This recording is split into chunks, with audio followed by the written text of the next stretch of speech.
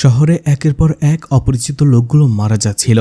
তাদের একজনের সাথে আরেকজনের তেমন কোনো সম্পর্ক ছিল না, কিন্তু তারা মারা যাচ্ছিল কি করে, আর তাদের কেই বা খুন করছিল, এর উত্তর এখনও কেউ জানে না। পুলিশ কেসটা নিয়ে ইনভেস্টিগেশন শুরু করে, আর তখনই বের হয়ে আসে ভয়ঙ্কর সব রহস্য। তো পুলিশ কিভাবে এই সাইকো খুনিকে ধরতে পেরেছিল, আর কেনই বা এই সাইকো খুনি একের পর এক মানুষদের মারছিল, সেটাই দেখানো হবে আজকের গল্পে। আজ এক্সপ্লেন করতে যাচ্ছি 2024 সালে তেলুগু ভাষায় মুক্তি পাওয়া suspense thriller movie hide and seek. তো hi guys, welcome to my channel. ফিল্মের গল্প এমন নতুন আর অসাধারণ সব মুভি আর ওয়েব সিরিজের এক্সপ্লেনেশন বাংলায় দেখতে চাইলে চ্যানেলটিকে সাবস্ক্রাইব করে রাখতে পারেন। মুভির শুরুতেই ছোট্ট একটা পরিবারকে দেখানো হয়, যেখানে হাজব্যান্ড ওয়াইফ এবং তার দুই ছেলে ছিল। দুই ছেলেই মোবাইলে বসে পাবজি গেম খেলছিল। যেখানে বড় ছেলেটির নাম সুকেশ। সুকেশ তখন পাবজি খেলছিল, তখনই তার বাবা বলে, কিছুক্ষণ আগে আমি খাবার অর্ডার করেছিলাম, খাবারটা হয়তো চলে গেছে, সুকেশ যাও একটু নিয়ে এসো। কিন্তু সুকেশ তখনও মনোযোগ দিয়ে গেম খেলছিল। তার বাবা কয়েকবার বলার পরেও সুকেশ সেখানে বসেই মনোযোগ দিয়ে গেম খেলছিল। এতে সুকেশের বাবা একটু রেগে যেয়ে নিজেই খাবার আনতে যায়, আর বাইরে যেয়ে ফুড ডেলিভারি বয়ের কাছ থেকে সেই খাবারটা রিসিভ করে। কিছুক্ষণ পরে ফুড ডেলিভারি বয়টা যখন সেখান দিয়ে যাচ্ছিল, হঠাৎ করেই তাকে একজন লোক পেছন থেকে মাথায় আঘাত করে এবং লোকটাকে সেখানেই মেরে ফেলে। কিছুক্ষণ পরেই সেই ছেলেটাকে রাস্তায় এভাবে পড়ে থাকতে দেখে পুলিশকে খবর দেওয়া হয়। পুলিশ সেখানে চলে আসে। সেখানে পুলিশ অফিসারের নাম ছিল বৈষ্ণবী। বৈষ্ণবী কনস্টেবলকে বলে, তাড়াতাড়ি লাশটাকে পোস্টমর্টমের জন্য পাঠিয়ে দাও। হয়তোবা বেচারা ঘুম চোখ নিয়েই বাইক চালাচ্ছিল, যার ফলে হঠাৎ করে মাথা ঘুরে পড়ে গেছে আর দুর্ঘটনাটা ঘটেছে। অর্থাৎ ফুড ডেলিভারি বয়টাকে যে খুন করা হয়েছে, সেটা কোনোভাবেই পুলিশ অফিসার বৈষ্ণবী আন্দাজ করতে পারেনি, কারণ আঘাতটা শুধুমাত্র মাথার পেছনে করা হয়েছিল। আর ছেলেটি এমনভাবে পড়েছিল দেখে মনে হচ্ছে বাইক চালাতে গিয়ে অ্যাক্সিডেন্ট করে পড়ে গিয়ে মাথায় আঘাত পেয়ে মারা গেছে। সিন শিফট হয়ে যায়। জিমের ভেতরে শিবা নামের একজন মেডিকেল স্টুডেন্টকে দেখানো হয়, যেখানে তার সাথে তার এক পুরাতন বন্ধু দেখা করতে আসে। ছেলেটি তার কাজিন সুয়াতির মেডিকেল রিপোর্ট সেখানে দেখায় শিবাকে, আর বলে, আমার বোন সুয়াতির 1 বছর আগেই বিয়ে হয়েছিল। সে তার বিবাহিত জীবনে খুবই খুশি ছিল, কিন্তু হঠাৎ করেই 2 মাস ধরে সে অসুস্থ, আর 2 মাস ধরে তার স্বাস্থ্যের কোনো উন্নতিই ছিল না। 2 মাস ধরে তার স্বাস্থ্যের শুধু অবনতি হয়ে যাচ্ছে। অনেক ডক্টরকে দেখানো হয়েছে, কিন্তু কোনো কিছুতেই কোনো কাজ হচ্ছে না। তুমি যদি হায়দ্রাবাদের এমন কোনো ডক্টরকে চেনো যে আমার বোন সুয়াতির ট্রিটমেন্ট করতে পারবে আর সে ভালো হওয়ার সম্ভাবনা রয়েছে, তাহলে প্লিজ আমাকে বলো। কারণ আমরা এই পর্যন্ত সোয়াতিকে যতজন ডক্টর দেখিয়েছি, তারা সবাই বলেছে সোয়াতির বডিতে কোনো ধরনের ইনফেকশন তারা পায়নি। এদিকে শিবা রিপোর্টটা খুব ভালো করে দেখে। কিছুক্ষণ মনোযোগ দিয়ে রিপোর্টটা দেখার পরে বলে, এতে সোয়াতির অনেক বড় একটা সমস্যা রয়েছে। সোয়াতির কিডনি ড্যামেজ হয়ে যাচ্ছে, কিন্তু সোয়াতির বয়সই বা কতটুকু যে এখনই তার কিডনি ড্যামেজ হয়ে যাবে? আমার তো এখানে অন্য কিছু সন্দেহ হচ্ছে। আমার মনে হচ্ছে সোয়াতিকে কেউ স্লো পয়জন দিচ্ছে, আর সেই স্লো পয়জনের কারণেই সোয়াতির শরীরের বিভিন্ন অংশ বা অর্গান ধীরে ধীরে ড্যামেজ হয়ে যাচ্ছে। আমার মনে হচ্ছে এটা মার্কিউরি ক্লোরাইডের কাজ। এটা খুবই ভয়ানক পয়জন। এই পয়জনটা যদি ছোট ছোট ডোজের আকারে মানুষের শরীরে প্রবেশ করানো হয়, তাহলে অবশ্যই সেটা মানুষকে ধ্বংস করে দিতে পারে। আর পয়জনের এই ছোট ছোট ডোজগুলো অবশ্যই তাকে নিয়মিত দিতে হয়েছে। আর এই কাজটা শুধুমাত্র সোয়াতির কাছের লোকরাই করতে পারবে। যেহেতু সোয়াতি 1 বছর ধরে তার শ্বশুরবাড়িতেই ছিল, তার মানে সোয়াতির শ্বশুরবাড়ির কোনো লোকই এই কাজটা করেছে। কিন্তু ছেলেটা বলে সোয়াতির শ্বশুরবাড়িতে কেউ থাকে না, তার মানে এই কাজটা সোয়াতির হাজব্যান্ডেরই। ছেলেটি বলে, সেটা কি করে সম্ভব?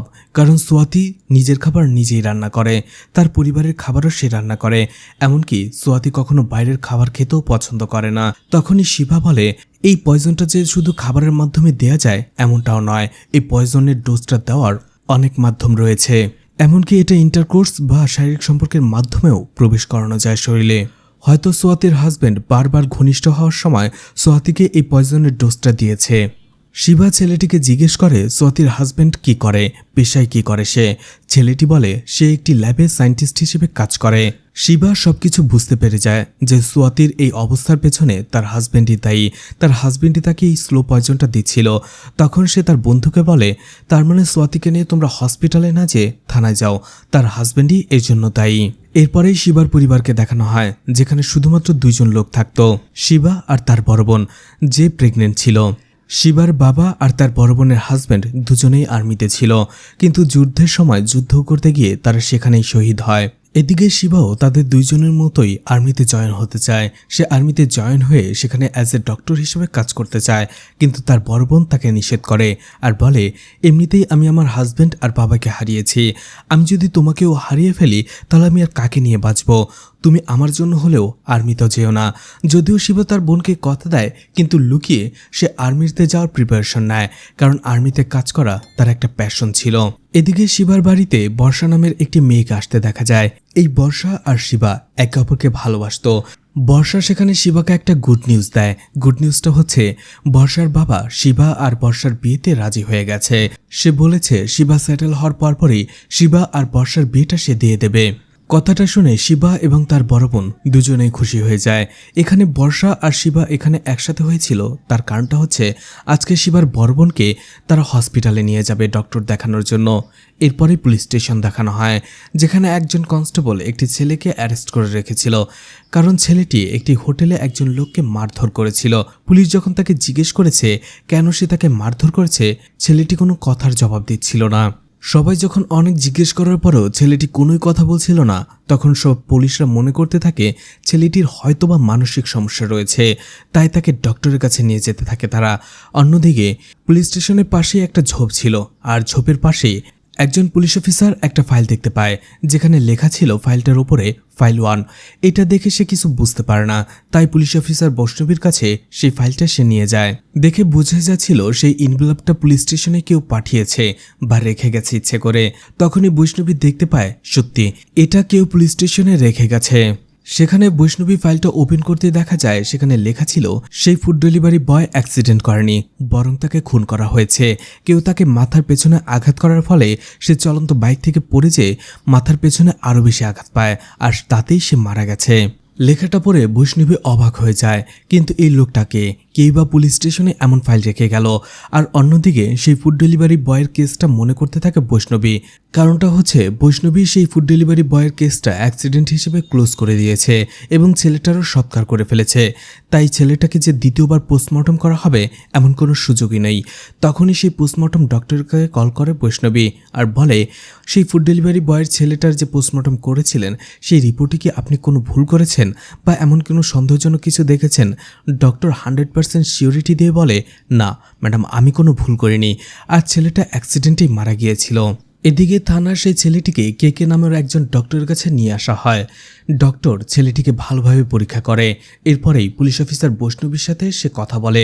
ডক্টর বৈষ্ণবীকে বলে ছেলেটির পরিবারে অনেক সমস্যা রয়েছে, ছোটবেলা থেকেই পরিবারের এই ক্যাওস শুনতে শুনতে সে বড় হয়েছে, যার ফলে তার ভেতরে একটা ডিপ্রেশন তৈরি হয়েছে।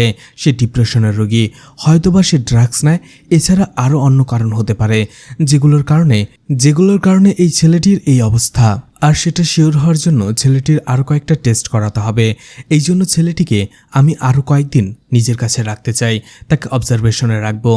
এরপরেই বৈষ্ণবী সেখান থেকে চলে যায়। অন্যদিকে শিবা, বর্ষা তার বড় বোনকে নিয়ে কেকের সাথেই দেখা করতে আসে। আর ডক্টর কেকেই হচ্ছে বর্ষার বাবা। বর্ষা আর শিবার দিনগুলো ভালোই কাটছিল, একে অপরকে সময় দেওয়া, দুজনের খুনসুটি ভালোবাসা, অন্যদিকে নিজেদের ক্যারিয়ার। এর কয়েকদিন পরেই শিবা কলেজে আসে এবং তার বন্ধু ববিকে সেখানে দাঁড়িয়ে পাবজি গেম খেলতে দেখে। এটা দেখে শিবা একটু রাগ করে আর বলে, পড়াশোনা বাদ দিয়ে সারাদিন পাবজি গেম কেন খেলছো? আর ববি বলে, আরে সামনেই টুর্নামেন্ট, তাই প্র্যাকটিস করছি। এদিকে সেই কলেজেরই আরও একটি মেয়ে স্বপ্না, যে শিবাকে খুবই পছন্দ করে। সে শিবার কাছে আসে, বারবারই তার ভালোবাসার কথা বলতে থাকে, কিন্তু শিবা বলে সে বর্ষাকে ভালোবাসে। বর্ষা আর তার বিয়ে কিছুদিন পরে, আর বিষয়টা তুমি বোঝো, এতেই তোমার ভালো হবে। শিবা সেখান থেকে চলে আসে, কিন্তু স্বপ্না শিবাকে সত্যি প্রচণ্ড ভালোবাসতো। শিবা যখন তার ক্লাস করছিল তখনই হঠাৎ করেই স্বপ্নার মোবাইল থেকে তার মোবাইলে একটি মেসেজ আসে। সেখানে স্বপ্না বলছিল যে সে যদি তাকে না পায় তাহলে সে সুইসাইড করবে, আর এখনই সে সুইসাইড করবে। মেসেজটা দেখার পরেই শিবা ভয় পেয়ে যায়। সে দৌড়ে ক্লাস থেকে বাইরে বের হয়ে আসে, কিন্তু ততক্ষণে অনেক দেরি হয়ে গেছে, কারণ সব স্টুডেন্টরাই দৌড়ে নিচে নামছিল। একজন স্টুডেন্টকে জিজ্ঞেস করে শিবা কি হয়েছে। সে বলে কেউ একজন সুইসাইড করেছে। কথাটা শুনে শিবা আটকে ওঠে এবং সে নিচে নেমে যায়। শিবা শুধু ভাবতে থাকে স্বপ্ন এমনটা কেন করলো। ঠিক তখনই সে ভিড়ের মধ্যে যেয়ে দেখতে পারে যে মারা গিয়েছে সে স্বপ্না নয়, সে শিবার বেস্ট ফ্রেন্ড চান্দু। এদিকে খবর পেয়ে পুলিশ সেখানে চলে আসে। পুলিশ অফিসার বৈষ্ণবী বলে তাড়াতাড়ি লাশটাকে পোস্টমর্টেমে পাঠাও। অন্যদিকে শিবা শুধু ভাবছিল চান্দু এমনটা কেন করলো। ওই রাতে শিবা মর্চারি রুমে চলে আসে এবং সেখানে আসার পরে চান্দুর ডেড বডিটাকে সে ভালো করে দেখে। সে আসলে জানতে চাইছিল চান্দু এমনটা কেন করলো, কারণ চান্দু এমনটা করার কোনো কারণই ছিল না। প্রতিটা মানুষই যখন সুইসাইড করে তার পেছনে একটা লজিক্যাল কারণ থাকে, কিন্তু চান্দুর সুইসাইডের পেছনে শিবা সেই ধরনের কোনো কারণ খুঁজে পাচ্ছিল না। তাই সে এর আসল কারণ জানতে চায়। শিবা চান্দুর বডিটাকে খুব ভালো করে চেক করে, আর সেখানেই সে কিছু লক্ষ্য করে। শিবা যখনই আরও কিছু দেখতে যাবে ঠিক তখনই সে শব্দ শুনতে পায় মর্চারি রুমে কেউ আসছে। তখনই সে সেখান থেকে লুকিয়ে চলে যায়। আসলে পোস্টমর্টম করার জন্য সেই ডক্টর আসছিল। তখনই আমাদের একটা ফ্ল্যাশব্যাক দেখানো হয়, যেখানে ফুড ডেলিভারি বয়ের যখন অ্যাক্সিডেন্টটা হয়েছিল, অর্থাৎ তাকে যখন খুন করা হয়েছিল, শিবা তার পাশেই ছিল। তার চিৎকার শুনে শিবা সেখানে চলে আসে আর পুলিশকে খবর দিয়েছিল। শিবা জানতো ফুড ডেলিভারি বয়কে খুন করা হয়েছে, কিন্তু যখন শিবা বৈষ্ণবী এবং ডক্টরের কথা শুনতে পায় তখন সে জানতে পারে যে পোস্টমর্টম রিপোর্টে এসেছে ছেলেটির খুন হয়নি, সে অ্যাক্সিডেন্ট হয়েছে। এটা শুনে তার একটু সন্দেহ হয়। এরপরে শিবা নিজেই পুলিশ স্টেশনের বাইরে সেই ফাইলটা রেখে এসেছিল, যাতে করে পুলিশ জানতে পারে যে ছেলেটিকে খুন করা হয়েছে। শিবা ফুড ডেলিভারি বয়ের সেই কেস ফাইলের ভিতরে আরও কিছু লিখে দিয়েছিল। সেটা হচ্ছে যে এই ফুড ডেলিভারি বয়ের ফিস আসতো, কিন্তু সেটা আজ থেকে 6 বছর আগে একবার এসেছিল। 6 বছরের মধ্যে তার এই ধরনের কোনো ঘটনাই ঘটেনি, যার ফলে এটা ক্লিয়ার কাট একটা মার্ডার। এরপরেই শিবা পুলিশের কাছে ফাইল নাম্বার 2 পাঠায়, যেখানে লেখা ছিল যে চান্দু সুইসাইড করেনি, তাকে মার্ডার করা হয়েছে। আপনারা কেসটা ভালোভাবে ইনভেস্টিগেশন করুন। কিন্তু পুলিশ সেই বিষয়টাকে অন্যভাবে নেয়। পুলিশের ভাবতে থাকে কেউ হয়তোবা তাদের নিয়ে খেলছে। বৈষ্ণবী তার হায়ার অফিসারকে বিষয়টা খুলে বলে। তার হায়ার অফিসার বলে ঠিক আছে, যে করেই হোক চান্দুর রিপোস্টমর্টেম করো, আর এই মেলগুলো কে পাঠাচ্ছে সেটা খুঁজে বের করার চেষ্টা করো। এরপরেই বৈষ্ণবী চলে আসে পোস্টমর্টেম ডক্টর বার্মার কাছে আর বলে তুমি এগুলো কি পোস্টমর্টেম করেছো আর কি রিপোর্ট দিচ্ছ, দুটোই ভুল হয়েছে। বার্মা বলে ম্যাডাম হতেই পারে না, আমি যে রিপোর্টগুলো তৈরি করেছি সেটা 100% ঠিক হওয়ার কথা। তারা যেভাবে মারা গেছে আমি শুধু সেই কারণটাই উঠিয়ে এনেছি। এদিকে মর্চারি রুমের বাইরে দেখা যায় অনেক মেডিকেল স্টুডেন্টকে দাঁড়িয়ে থাকতে। আসলে তারা এখানে এসেছিল চান্দু কিভাবে মারা গেছে সেটা জানার জন্য। এদিকে অন্য একজন ডক্টরকে নিয়ে আসা হয় চান্দুর রিপোস্টমর্টম করার জন্য, কিন্তু সেই ডক্টরও চান্দুর রিপোস্টমর্টম করার পরে বলে যে চান্দু সুইসাইড করেছে, তাকে কেউ খুন করেনি। এতে বৈষ্ণবী এবং মেডিকেল স্টুডেন্ট দুজনেই শান্ত হয়, কিন্তু সেই ডক্টর বৈষ্ণবীকে নিয়ে তার হায়ার অফিসারের কাছে আসে আর বলে চান্দু সুইসাইড করেনি, তাকে খুন করেছে কেউ। আমি যদি এই খবরটা সেখানে বলতাম আর মিডিয়াতে এই নিউজটা লিক হয়ে যেত, তাহলে অনেক বড় একটা হইচই পড়ে যেত, আর আমি সেটা চাইনি। তাই মিডিয়ার সামনে আমি বলেছি যে চান্দু সুইসাইড করেছে। অন্যদিকে দেখা যায় সে বলে বার্মা তার কাজের কাজটাই করেছে, কারণ চান্দুর খুনি তাকে খুব প্ল্যান করে এই মার্ডারটা করেছে, যার ফলে বার্মা সেটা বুঝতে পারেনি। সেই ডক্টর আরও বলে কিন্তু যে এই ফাইলটা পাঠাচ্ছে সে নিশ্চয়ই চান্দুর বডিটাকে খুব ভালো করে এক্সামিন করেছে, কিন্তু এই কাজটা শুধুমাত্র মেডিকেল ফিল্ডে থাকা কোনো লোকের পক্ষেই সম্ভব। সবকিছু শোনার পরে বৈষ্ণবীর হায়ার অফিসার বৈষ্ণবীকে বলে তুমি তাড়াতাড়ি যে করেই হোক খুনিকে ধরো, শহরে আর কোনো খুন হতে আমি দেব না। এরপরে বৈষ্ণবীকে দেখা যায় তাকে সাহায্য করার জন্য ডক্টর কে চলে আসে। ডক্টর কে বৈষ্ণবীকে বলে সেই ফাইলের ভিতরে যেভাবে লেখা ছিল আমরা সেভাবে ইনভেস্টিগেশন করব, অর্থাৎ গ্রেট মেথড। ফাইলের ভেতরে শিবা গ্রেট মেথড নামের একটি মেথডের নাম উল্লেখ করেছিল। গ্রেট মেথডের মানে হচ্ছে শহরের সব পুলিশরা মিলে একটা কেস ইনভেস্টিগেশন করবে, আর যেহেতু চান্দু একটি মেডিকেল কলেজে স্টুডেন্ট ছিল, সে সেখানেই মারা গেছে, তাই সেই মেডিকেল কলেজের প্রত্যেকটা ইঞ্চি বাই ইঞ্চি সার্চ করবে সব পুলিশরা মিলে। পুরোপুরি সার্চ করার পরে সেই মেডিকেল কলেজের ফিল্ডের এক কোণায় লম্বা লোহার মতো কিছু একটা খুঁজে পায়, যেটা দেখতে অনেকটা লোহার রডের মতো, কিন্তু সেটাকে ভালো করলে চেক করলে তারা বুঝতে পারে যে এটা একটা অ্যান্টিক পিস। সেখানে ফরেন্সিক ডিপার্টমেন্টের লোকরা সেই রডটাকে ভালো করে চেক করতে থাকে। অন্যদিকে চান্দু লুকিয়ে দূর থেকে এটার ছবি তুলে নেয়। ফরেন্সিক ডিপার্টমেন্টের লোকেরা বলতে থাকে যে এটা যদি অ্যান্টিক পিস হয় তাহলে এখানে আসলো কি করে, আর এর সাথে যদি খুনির কোনো সম্পর্ক থেকেই থাকে তাহলে নিশ্চয়ই এর মধ্যে ফিঙ্গারপ্রিন্ট পাওয়া যাবে খুনির। কিন্তু যখন এটা পরীক্ষা করা হয় তখন তারা অবাক হয়ে যায়, কারণ এটার মধ্যে চান্দুর নিজেরই ফিঙ্গারপ্রিন্ট ছিল। বৈষ্ণবী তাদের কথা শোনার পরে ভাবতে থাকে আমাদের কোথায় মিস হচ্ছে, আমরা কি সত্যি কিছু মিস করছি নাকি সেই লোকটা আমাদের মিসলিড করছে। যাই হোক, বৈষ্ণবী চান্দুর মেডিকেল কলেজের বন্ধুবান্ধবদের সাথে কথা বলতে থাকে এবং জিজ্ঞেস করে তারা ওই রোডের ব্যাপারে কিছু জানে কিনা, আর এর সাথে চান্দুর সম্পর্ক কি, বা চান্দুর কাছে তারা এটা আগে কখনো দেখেছে কিনা। কিন্তু সবাই, শিবাসহ সবাই বলে চান্দুর কাছে এটা তারা আগে কখনো দেখেনি, আর এর বিষয়েও তারা কিছুই জানে না। এদিকে শিবা আলাদাভাবে ইনভেস্টিগেশন করতে থাকে পুলিশের সেই কোশ্চেনটা নিয়ে যে চান্দুর কাছে এই রডটা কি করে আসলো। এদিকে বৈষ্ণবী আর্কিওলজি ডিপার্টমেন্টের একজন প্রফেসর বিষ্ণুর সাথে কথা বলতে থাকে এবং তাকে সেই রডের ছবিটা দেখিয়ে জিজ্ঞেস করে এই ব্যাপারে আপনি কিছু জানেন কিনা।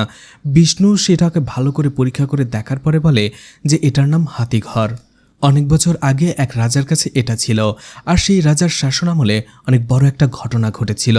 হঠাৎ করেই তার রাজ্যে একদিন একের পর এক পূজা মরতে শুরু করে, আর তাদের মৃত্যুটা কোনো সাধারণ মৃত্যু ছিল না, কেউ তাদের মেরে ফেলছিল, অর্থাৎ সিরিয়াল কিলিং হচ্ছিল। কিন্তু রাজা এই ব্যাপারে তেমন কোনো মাথা ঘামায় না। এরপরে সেই সিরিয়াল কিলার একদিন একসাথে অনেকগুলো মানুষকে একসাথে জমা করে তাদের সবাইকে একসাথে মেরে ফেলে। সেই সময়ের এই ঘটনাটিকে নাম দেওয়া হয়েছিল নারসামহা।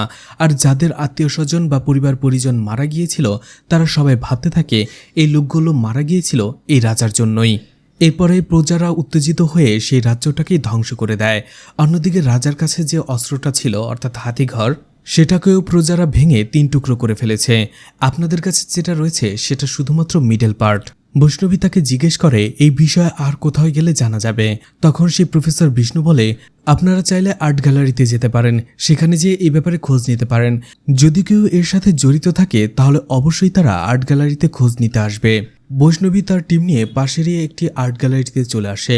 সেখানে সেই হাতিঘরের ছবিটা দেখানো হয়, কিন্তু লোকটা এই বিষয়ে কিছু জানে না বলে জানায় বৈষ্ণবীকে। কিন্তু যখনই বৈষ্ণবী ধমকায় এবং জোর দিয়ে তাকে বলতে বলে তখন সে বলতে শুরু করে। সেই লোকটা বলে একদিন আমাদের এই আর্ট গ্যালারিতে একটি লোক এসেছিল, আর এই লোহার দণ্ডটা আমাদের কাছেই ছিল। সেই লোকটা সেখানে আসার পরে সেটা দেখে সেটা কিনে নিতে চায় এবং আমার সাথে ডিল করে। আমরা দুজনেই মাস্ক পরেছিলাম, কিন্তু ডিল করার সময় আমি সেই লোকটার হাতে কিছু একটা দেখেছি।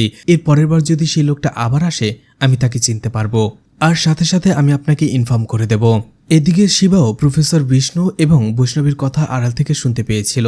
সেও সেই আর্ট গ্যালারিতে চলে আসে আর সেই লোকটাকে মারধর করে জিজ্ঞেস করে এটা কাকে বেচেছ, সেই লোকটা কে।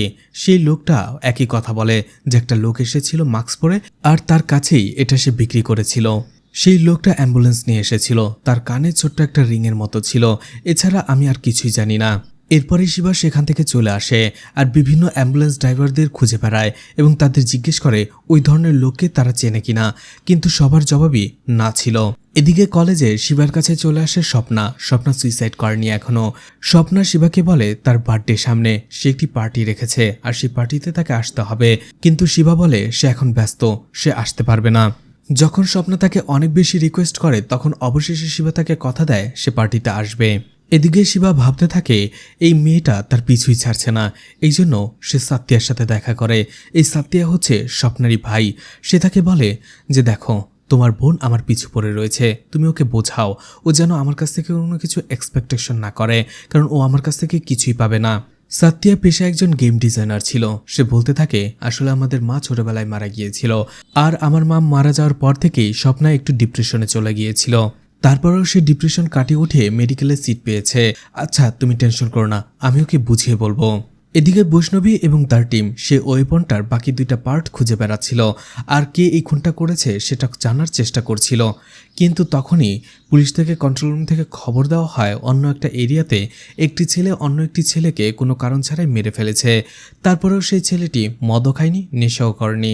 তখন একজন পুলিশ অফিসার বৈষ্ণবীকে বলছে আমাদের সমাজটা ধীরে ধীরে অধপতনের দিকে চলে যাচ্ছে। বৈষ্ণবী বলে ঠিক বলেছেন। আপনার কি মনে আছে যে 2006 বা 5-এর আগে থেকে আমরা যে ধরনের ক্রাইমের নাম শুনতাম সেগুলো হচ্ছে রবারি, খুন বা কোনো জমি জমা নিয়ে কাউকে গুম বা মার্ডার করে ফেলা। কিন্তু সময় যাওয়ার সাথে সাথে ক্রাইমের ধরনটাও পাল্টেছে। এখন বিভিন্ন ধরনের ক্রাইমের নাম আমরা শুনতে পাই। নুডপিক আপলোড করা, ব্ল্যাকমেল করা, অথবা ফেক ভিডিও বানিয়ে ভাইরাল করে দেওয়া। আর এই ধরনের ক্রাইমগুলোর পেছনে টেকনোলজি দায়ী। আর এই টেকনোলজি মানুষকে এমনভাবে বিভোর করে ফেলেছে যেন কোনোভাবেই কেউ এর থেকে বের হতে পারছে না। ঠিক তখনই অন্য একটা রাস্তার দৃশ্য দেখানো হয় যেখানে স্বপ্না কোথাও যাচ্ছিল, আর তাকে হুট করেই একজন লোক এসে চাকু দিয়ে আঘাত করে। এদিকে বৈষ্ণবী আর টিম পাশের রাস্তাতেই ছিল। স্বপ্না যখন চিৎকার করে তার চিৎকারের আওয়াজ শুনে তারা দৌড়ে সেখানে যেতে শুরু করে। এদিকে দেখা যায় শিবাও সেই রাস্তা দিয়েই যাচ্ছিল স্বপ্নার বার্থডে পার্টিতে অ্যাটেন্ড করার জন্য। তখন শিবাও স্বপ্নার চিৎকার শুনতে পায়, আর শিবা তখন সেই লোকটাকে অর্থাৎ খুনিটাকে পালিয়ে যেতে দেখে। শিবা তার বাইকটাকে রাখার পরেই সাথে সাথে দৌড়ে সেই লোকটাকে পিছু করতে থাকে। অন্যদিকে পুলিশ যখন ঘটনাস্থলে আসে তখন তারা স্বপ্নের পাশাপাশি শিবার বাইকটাও সেখানে পড়ে থাকতে দেখে। আর পুলিশরা ভুল বুঝতে শুরু করে, তারা ভাবে এই বাইকের লোকটাই হয়তোবা মেয়েটিকে এখানে খুন করেছে। অন্যদিকে শিবা সেই লোকটাকে ধরতে না পেরে আবারও যখন ঘটনাস্থলে ফিরে আসছিল তখন এই জিনিসটা সে দেখে, আর সে বুঝতে পারে এখন যদি সেখানে যায় তাহলে অবশ্যই পুলিশ তাকে অ্যারেস্ট করবে। এই জন্য শিবাও সেখান থেকে পালিয়ে চলে আসে। পুলিশ যখন জায়গাটাকে ভালো করে দেখে তখন তারা সেখানে সেই হাতিঘরের আরও একটি পার্ট খুঁজে পায়, প্রথম পার্ট, আর এই অংশটা দিয়েই স্বপ্নাকে খুন করা হয়েছিল। এদিকে বৈষ্ণবী অন্য পুলিশ অফিসারকে বলে শিবার বাইকের নাম্বারটা ট্রেস করার পরে। যখন তারা নাম্বারটা ট্রেস করে শিবার ঠিকানা পেয়ে যায়, তারা তার বাড়িতে চলে আসে এবং শিবার বড় বোনকে জিজ্ঞাসাবাদ করতে শুরু করে। কিন্তু শিবার বড় বোন বলে, না, আমার ভাই কখনোই এই কাজটা করতে পারে না। কিন্তু যখনই বৈষ্ণবী শিবার রুমটা সার্চ করে তখন তারা অবাক হয়ে যায়, কারণ সেখানে তারা অনেকগুলো ক্রাইমের বই পায়। এছাড়া তারা সবকিছু দেখে বুঝতে পারে যে পুলিশের কাছে যে দুটো ফাইল পাঠানো হয়েছে সেগুলো শিবাই পাঠাচ্ছিল। এছাড়া শিবার সাথে যে বর্ষার একটা সম্পর্ক রয়েছে বৈষ্ণবী সেটাও তার বড় বোনের কাছ থেকে জানতে পেরে যায়। এরপরেই বৈষ্ণবী চলে আসে কেকের কাছে। ডক্টরকে বৈষ্ণবী বলে যে শিবা কেমন ছেলে, সে কি করে, এসব কিছু না জেনেই আপনি তার সাথে আত্মীয়তা করতে যাচ্ছিলেন, আপনার মেয়েকে তার হাতে তুলে দিতে যাচ্ছিলেন। কিন্তু ডক্টর কেকে বলে, আমি জানি শিবা এই ধরনের ছেলে নয়, সে এই কাজটা করতেই পারে না। আপনাদের নিশ্চয়ই কোথাও ভুল হয়েছে, আপনারা ভালো করে ইনভেস্টিগেশন করুন, তাহলেই বুঝতে পারবেন। পরদিনই দেখা যায় থানায় ফাইল 4 নামের আরও একটি ফাইল আসে। সবাই ভাবতে থাকে এই ফাইলটাও হয়তোবা শিবাই পাঠিয়েছে। এবার সেই ফাইলটা ওপেন করলেই দেখা যায় সেখানে লেখা ছিল, আমি আমার পরবর্তী খুনটা করতে যাচ্ছি, যদি পারেন তাহলে আমাকে থামান। সেই ফাইলের ভেতরে ম্যাথের কিছু কোড লেখা ছিল, যার ফলে বৈষ্ণবী তাড়াতাড়ি একজন ম্যাথমেটিশিয়ানকে ডাকে এবং সেই কোডগুলো সলভ করতে বলে। বৈষ্ণবীর ধারণা এই কোডটা সলভ করতে পারলেই খুনি পরবর্তী শিকার কাকে করবে, কোথায় করবে, কখন করবে সে বিষয়টা তারা জানতে পারবে। অবশেষে সেই ম্যাথমেটিশিয়ান কোডটা ব্রেক করে ফেলে আর সেই কোডের মানেও পুলিশকে বলে দেয়। এদিকে শিবাও খোঁজ নিয়ে জানতে পেরে যায় সেই খুনি এই খুনগুলোতে শিবাকেই ফাঁসিয়ে দিচ্ছে। এই জন্য সাহায্যের জন্য শিবা তার বন্ধুদের কল দিতে থাকে, যাদের মধ্যে ববি একজন ছিল। কিন্তু ববি শিবার ফোনটা ধরে না। ববি কল পিক না করায় শিবা তাকে আবারও ভিডিও কল দেয়। ববি একবার ভিডিও কলটা রিসিভ করার পরে কিছু না বলেই কিছুক্ষণ পরে আবারও কলটা কেটে দেয়। অন্যদিকে শিবা ববির ব্যাকগ্রাউন্ডটা দেখে চিনে ফেলে যে ববি কোথায় আছে। এদিকে শিবা লক্ষ্য করে ববি অনেকটা ঘাবড়েছিল। তাড়াতাড়ি শিবা সেখানে চলে আসে। শিবা যখন তার বন্ধু ববিকে ডাকে সে তার ডাক শুনতেই পাচ্ছিল না। একটু পরেই ববি অদ্ভুত আচরণ করতে শুরু করে, একটা জায়গায় যেয়ে লাফাতে শুরু করে। শিবা যখন তার কাছে আসছিল তার আগেই ববি দৌড়াতে শুরু করে, অন্য একটা লোকের কাছে চলে আসে আর সেই লোকটাকে সেখানেই মেরে ফেলে। এরপরে সে নিজে নিজেই হাসতে শুরু করে। এটা দেখে শিবা অবাক হয়ে যায়। শিবা ভাবতে থাকে হয়তোবা তাহলে চান্দুর খুনটা ববিই করেছে। ঠিক ওই সময়টাতে ববির কাছে অপরিচিত অন্য একজন লোক আসে এবং ববির গলা কেটে তাকে সেখানেই মেরে ফেলে। আর ববিকে যেটা দিয়ে খুন করা হয়েছিল সেটা ছিল হাতিঘরের 3য় খণ্ড। সেই অস্ত্রটা সেখানে ফেলে রেখে খুনি পালিয়ে যায়। শিবা দৌড়ে এসে ববিকে বাঁচাতে পারে না, সে কাঁদতে থাকে। ঠিক তখনই পুলিশ সেখানে চলে আসে। পুলিশরা এবারও শিবাকে ভুল বোঝে, তারা ভাবে ববিকে শিবাই খুন করেছে।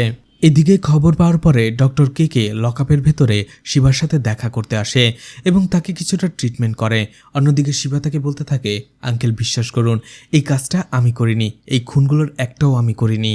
ডক্টর কেকে বলে, আমি তোমাকে বিশ্বাস করি আর আমি জানি তুমি এই খুনগুলো করোনি, কিন্তু এখন আমার হাত পা বাঁধা, কিন্তু তারপর আমি সর্বোচ্চ চেষ্টা করব তোমাকে বাইরে বের করার। কেকে এরপরে বৈষ্ণবীর সাথে কথা বলে আর বলে শিবার ট্রিটমেন্টের দরকার রয়েছে, কারণ আপনারা ওকে অনেক টর্চার করেছেন।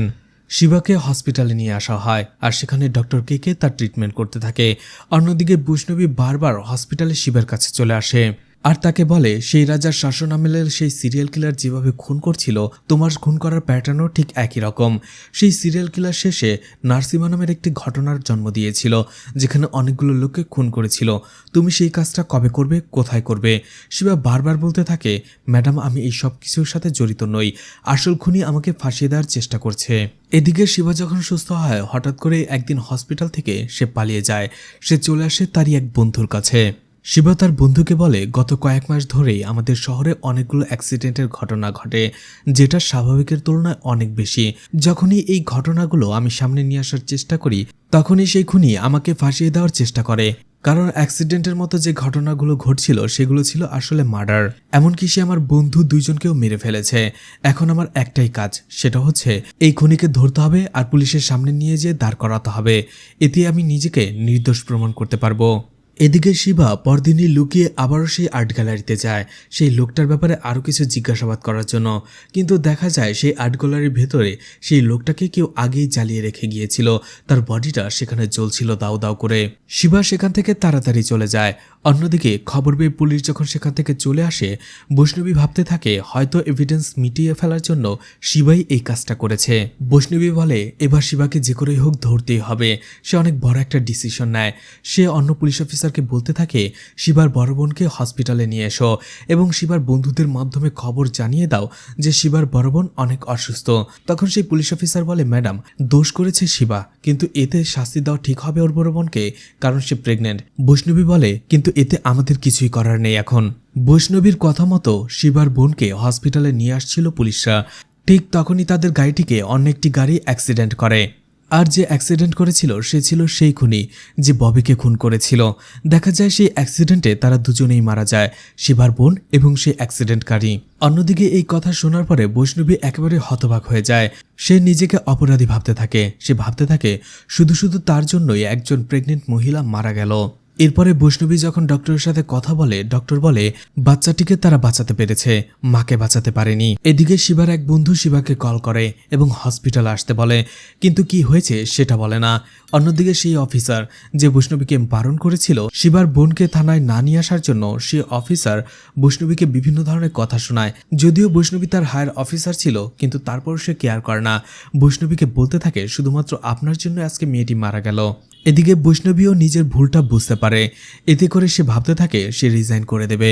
সে বলতে থাকে সে চেষ্টা করেছে শিবাকে ধরার জন্য, কিন্তু তারপরেও শিবাকে ধরতে যেয়ে সে একজন প্রেগনেন্ট মহিলাকে মেরে ফেলেছে, আর এই দোষটা তার। সে যদি এমন মানুষকে বাঁচাতে নাই পারে তাহলে এমন চাকরি করে লাভ কি। অন্যদিকে সেই পুলিশ অফিসার শান্ত হওয়ার পরে বৈষ্ণবীকে বলে, ম্যাডাম, আপনি এমন ডিসিশন নেবেন না। হয়তোবা শিবা তার বোনের খবর পেয়ে তাকে হসপিটালে দেখতে আসতে পারে, আমরা তখনই তাকে আটকে ফেলবো। এদিকে শিবাকে দেখা যায় সত্যি সত্যি সে হসপিটালে চলে আসে তার বোনকে দেখার জন্য। সে তার বোনের এই অবস্থা দেখে কান্নায় ভেঙে পড়ে আর তার বন্ধুকে বলে এখনই যে সে পুলিশের কাছে ধরা দিয়ে দেবে। কিন্তু তার বন্ধু তাকে বোঝায়, বলে তোমার বোন চলে গেছে, কিন্তু রেখে গেছে সেই বাচ্চাটাকে, যাকে তোমাকেই দেখাশোনা করতে হবে। আর সেই খুনিকে থামাতে হবে, না হলে সে একের পর এক এভাবেই মানুষকে মেরে ফেলবে। তোমাকেই সেই খুনিকে খুঁজে বের করতে হবে। সে যখন তার বাড়ির পাশ দিয়ে যাচ্ছিল তখন হঠাৎ করেই সুকেশের ঘর থেকে কিছু একটা শব্দ শুনতে পায়। এই ছিল সেই সুকেশ মুভির শুরুতে যাকে দেখানো হয়েছিল, আর তাদের বাড়ি শিবার বাড়ির পাশেই ছিল। বাইরে থেকে শব্দ শুনে শিবা সেই বাড়ির ভেতরে যায়। বাড়ির ভেতরে যাওয়ার পরে দেখতে পায় সেখানকার সব জিনিসগুলো উল্টোপাল্টা ছিল। শিবা সবাইকে ডাকতে থাকে সেই বাড়ির, কিন্তু কেউ ছিল না। হঠাৎ করেই তার সাথে সুকেশের দেখা হয়। সে সুকেশকে ডাকতে থাকে, কিন্তু সুকেশ তার কোনো কথা না শুনেই তাকে ঠেলে সরিয়ে দিয়ে সেখান থেকে চলে যায়। অন্যদিকে একটা রুম থেকে সুকেশের মা আর তার ছোট ভাই বের হয়, আর শিবাকে সেখানে দেখার পরে সে কাঁদতে শুরু করে। সুকেশের মা বলে, আমি জানি না ওর কি হয়েছে, ও ওর ছোট ভাইকে মারার চেষ্টা করছে। ঠিক তখনই সুকেশ আবারও তার ছোট ভাইকে মারার জন্য আসে, কিন্তু শিবা তাকে প্রতিহত করে। কিন্তু তারপরেও সুকেশ বারবার একই চেষ্টা করে যাচ্ছিল। অবশেষে সুকেশের মাই তার মাথায় আঘাত করে তাকে সেখানে অজ্ঞান করে ফেলে। শিবা সুকেশের ছোট ভাইকে জিজ্ঞেস করে যে তোমার ভাই এমন কেন করছে। তখনই ছেলেটা বলে টুর্নামেন্টের জন্য। তখনই ছেলেটি সুকেশের মোবাইলের একটি অ্যাপ দেখায় শিবাকে, আর শিবার তখন ববির কথা মনে পড়ে যায়। ববিও একটি টুর্নামেন্টের কথা বলেছিল। তখনই শিবা সুকেশের মাকে নিয়ে সাত্যার কাছে চলে যায়, স্বপ্নার ভাই। কিন্তু সাত্যার শিবাকে দেখার সাথে সাথেই লুকিয়ে পুলিশকে কল করার চেষ্টা করে, কিন্তু শিবা তার মতো করে বলতে থাকে যে সে খুনি নয়, তাকে ফাঁসানো হয়েছে। আসল খুনি অন্য জায়গায় ঘুরে বেড়াচ্ছে, যে গেমের মাধ্যমে মানুষকে খুন করে ফেলছে। আমি সুকেশ এবং ববির মোবাইলে 2টি স্পাইডার নামের অ্যাপ দেখেছি। যেহেতু তুমি একজন গেম ডেভেলপার, তাই তুমি এই ব্যাপারে আমাকে কোনো ইনফরমেশন দিতে পারবে। কারণ আমার মনে হচ্ছে ববি আর সুকেশের এই ঘটনার পেছনে এই গেমটাই দায়ী। কারণ সুকেশ আজকে তার নিজের ভাইকে খুন করার চেষ্টা করছিল। অবশেষে সাত্তিয়া সবকিছু বুঝতে পারে এবং শিবার কথা বিশ্বাস করে সেই স্পাইডার গেমটা নিয়ে বিশ্লেষণ করতে থাকে, সেটার ব্যাপারে খোঁজ খবর নিতে থাকে। দেখা যায় সেই স্পাইডার গেমটা ডার্ক ওয়েবের একটি গেম, যেটা ডার্ক ওয়েব থেকে তৈরি করা হয়েছে এবং সেখান থেকেই পরিচালনা করা হয়। এরপরেও সাত্তিয়া অনেকক্ষণ ধরে সেই গেমটার ব্যাপারে রিসার্চ করে। সাত্তিয়া অবাক হয়ে যায় গেমের ব্যাপারে জানার পরে। এরপরে সে শিবাকে বলে বৈষ্ণবীকে ডাকো। শিবা বলে তুমি কি বলছো? বৈষ্ণবীকে এখানে ডাকলে সে আমাকে অ্যারেস্ট করে ফেলবে। সাত্তিয়া বলে এই গেম নিয়ে যা হচ্ছে সেটাকে থামাতে হলে তুমি আর আমি যথেষ্ট নই, পুলিশের সাহায্য আমাদের অবশ্যই দরকার। অবশেষে শিবা বুঝতে পারে আর বৈষ্ণবীকে কল করে সেখানে আসতে বলে। যখনই বৈষ্ণবী সেখানে চলে আসে, সাত্তিয়া তাকে সেই স্পাইডার গেমের ব্যাপারে বলতে থাকে আর বলে এই গেমটাকে খুবই ক্রুয়েল বা নিষ্ঠুর তরিকায় বানানো হয়েছে। এই গেমের টোটাল 3টা পার্ট থাকে, লেভেল 1, লেভেল 2 আর লেভেল 3। লেভেল 1 একেবারেই নর্মাল। লেভেল 1-এর গেমটা একেবারে সাধারণ আর সহজ, অন্যান্য পাবজি এবং ফ্রি ফায়ার গেমের মতো। কিন্তু যখনই লেভেল 2-তে চলে যায় তখনই গেমের সিনারিও একেবারে চেঞ্জ হয়ে যায়। লেভেল 1-এর সাথে লেভেল 2-এর সম্পর্কটা একেবারেই ছিল না, কিন্তু লেভেল 2-এর সারফেসটা খুবই ক্রুয়েলভাবে বানানো হয়েছে। লেভেল 2-তেই মানুষ মারার কাজটা শুরু হয়ে যায়। আর কেউ যদি সেই ইনস্ট্রাকশন ফলো না করে, অর্থাৎ কাউকে খুন না করে, অর্থাৎ যারা লেভেল 2 পার করতে না পারে তাদের লেভেল 3-তে যারা রয়েছে তারা মেরে ফেলে। সুকেশ আর তার ছোট ভাই হয়তোবা এই গেমটা খেলছিল, আর সুকেশের ছোট ভাই হয়তোবা লেভেল 2 পার করতে পারেনি, তাই সুকেশ তার ছোট ভাইকে মেরে ফেলতে চাইছিল। কারণ সুকেশ হয়তোবা লেভেল 3-তে, এছাড়া এই গেমে লেভেল 4-ও রয়েছে। কিন্তু এর ব্যাপারে আমি এখনো কোনো ইনফরমেশন জানি না। কিন্তু বৈষ্ণবী শিবা এবং সাত্যার কথাতে কোনো বিশ্বাসই করে না। বৈষ্ণবী ভাবে হয়তোবা শিবা নিজেকে বাঁচানোর জন্য সাত্যার সাথে মিলে এই গেমটা খেলছে, তাকে মিথ্যে বলছে, বোকা বানাচ্ছে। তখন সে শিবা এবং সাত্যাকে অ্যারেস্ট করতে যায়। তখনই সাত্য়া বলে লেভেল 3-র এখনো 2জন প্লেয়ার ফিল্ডে রয়েছে, আমি তাদের লোকেশন আপনাকে দিচ্ছি, সেখানে গেলে আপনারা নিজ চোখে এটা দেখতে পারবেন। পুলিশ সেখানে চলে যায়। বৈষ্ণবী শিবাকেও সেখানে নিয়ে আসছিল। তখনই শিবা দেখতে পায় একজন লোক সেখানে অদ্ভুত আচরণ করছে। শিবা বৈষ্ণবীকে ডাকে এবং তার পিছু করতে বলে।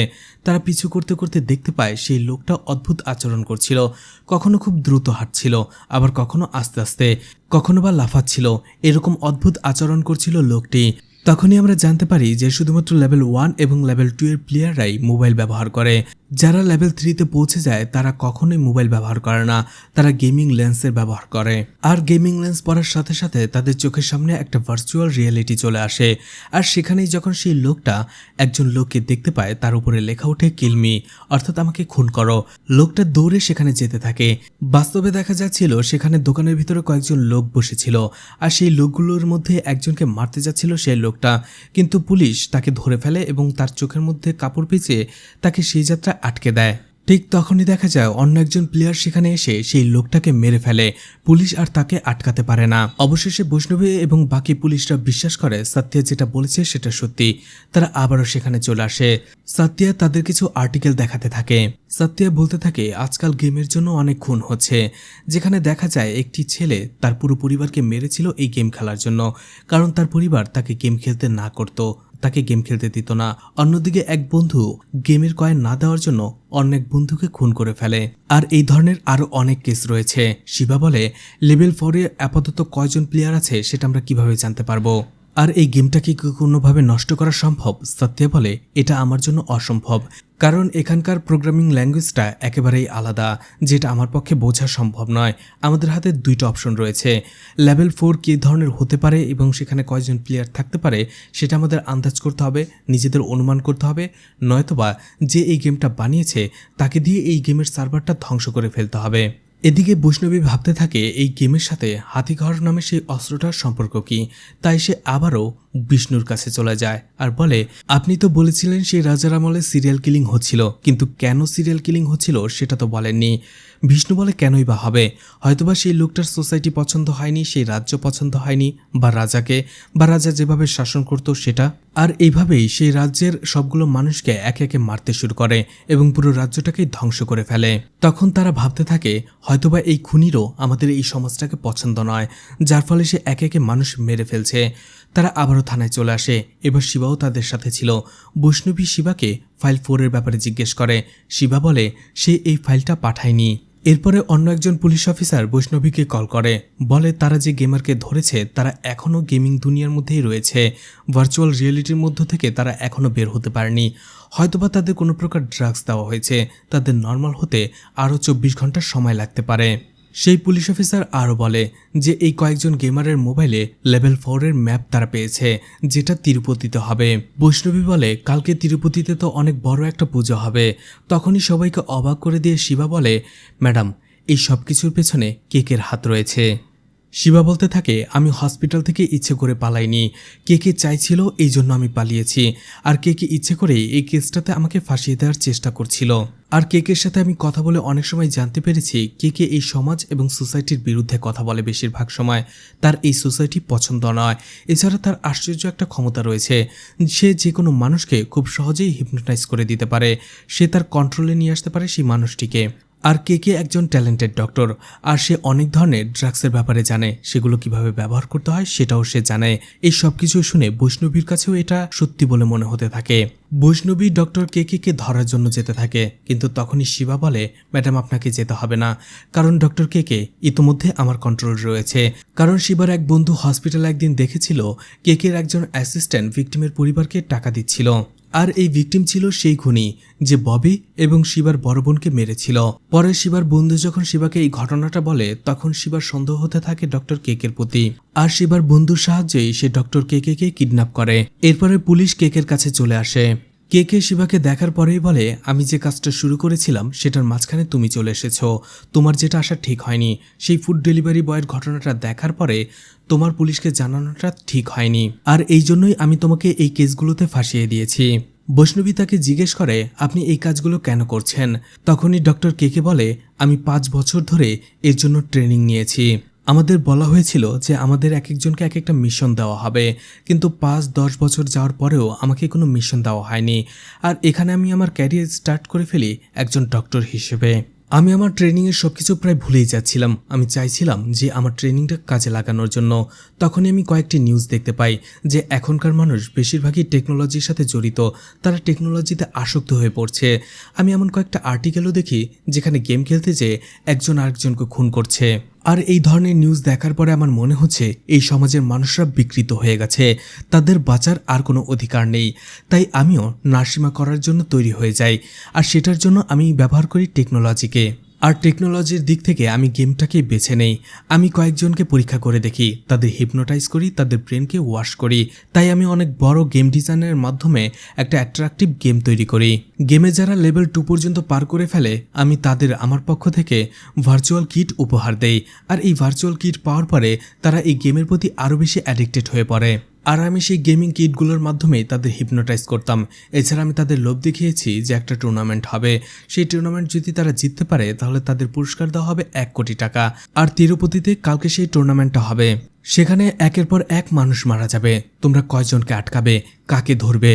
কারণ তাদের কাছে কোনো গান থাকবে না, কোনো চাকু থাকবে না, কোনো অস্ত্র থাকবে না, থাকবে শুধু ভার্চুয়াল রিয়ালিটি। তখনই বৈষ্ণবী এবং শিবা বুঝতে পারে না একে আটকাবে কি করে। তখনই তারা হায়দ্রাবাদের বড় একটি গেমিং কোম্পানির একটি টিমকে ভিডিও কল করে, আর তাদেরকে সিচুয়েশন পুরোটা খুলে বলে। এছাড়া বলে যে করে হোক তাদের এই গেমটা ক্র্যাক করে এই গেমটার লেভেল 4 এর যে ডিজাইনটা রয়েছে সেটা রিডিজাইন করতে হবে। সবকিছু শোনার পরে তারা রাজি হয়ে যায় এবং সেই গেমটা ক্র্যাক করার চেষ্টা করে, কিন্তু সেই গেমের সিকিউরিটি এতটাই হার্ড ছিল যে তারা কোনোভাবেই সেটা ক্র্যাক করতে পারছিল না। এদিকে শিবাকে দেখা যায় সেই গেম কোম্পানির ম্যানেজারের সাথে ফোনে কথা বলে লুকিয়ে, আর বলে, স্যার আপনি প্ল্যান বি শুরু করে দিন। পরের দিনই তিরুপতিতে দেখা যায় অনেক গেমাররা সেখানে হাজির হয়ে যায়, আর তারা গেমিং লেন্সটা পরে ফেলে। অন্যদিকে দেখা যায় সেখানে শিবা আরও কয়েকজন পুলিশ অফিসাররা সেখানে খালি একটি বাস নিয়ে অপেক্ষা করতে থাকে। তখনই শিবার প্ল্যান বিটা জানা যায়। শিবা বলেছিল তারা যদি পুরো গেমটাকে রিডিজাইন করতে না পারে তাহলে যেন ছোট্ট একটা রুলস তারা চেঞ্জ করে দেয়, অর্থাৎ সেখানে সব গেমারদের টার্গেট যেন শিবাই থাকে। যখন সব গেমাররা শিবাকে মারতে আসবে তখনই সব গেমারদের তারা বাসে ভরে ফেলবে, আটকে ফেলবে। বৈষ্ণবী শিবার সব কথা শোনার পরে বলে, তুমি এটা করো না, এটা সুইসাইড। কিন্তু শিবা তার কোনো কথাই শোনে না। সেখানে গেম স্টার্ট হয়ে যায় এবং সব গেমাররা শিবার পিছু করতে থাকে। শিবা সব গেমারদের সাথে ফাইট করে এবং অবশেষে তাদের সেই বাসের ভেতরে নিয়ে আসে। সেই বাসের ভেতরে আগে থেকেই ধোঁয়া দিয়ে ভর্তি ছিল, যাতে করে তারা অজ্ঞান হয়ে যায়। এরপরেই বৈষ্ণবী সেই গেমারদের একজন ডক্টরের কাছে নিয়ে যায়। সেই ডক্টর তাদের ডিপলি মনিটর করতে থাকে আর বলে, ডক্টর কে এদের খুব ডিপলি ম্যানিপুলেট করেছে, যার ফলে বাস্তবের দুনিয়াটাকেই গেমের জগৎ ভেবে তারা এই খুনগুলো করছে। আর এদের ঠিক হতে কিছুটা সময় লাগবে। আর এখানেই এভাবে মুভিটি শেষ হয়ে যায়। তো মুভিটা আপনাদের কেমন লেগেছে কমেন্ট করে জানাতে পারেন।